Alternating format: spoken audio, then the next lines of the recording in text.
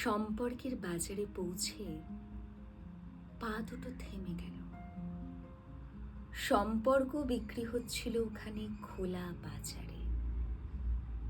আমি কাঁপতে কাঁপতে জিজ্ঞেস করলাম, কি দামে বেচছো ভাই এই সম্পর্কগুলো?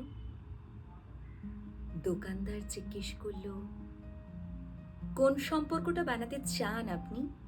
ছেলের না বাবার, বোনের না ভাইয়ের? আপনি বলুন কোনটা চান? মানবতার না ভালোবাসার? মায়ের না বিশ্বাসের? বাবুজি, কিছু তো বলুন, কোনটা নিতে চান?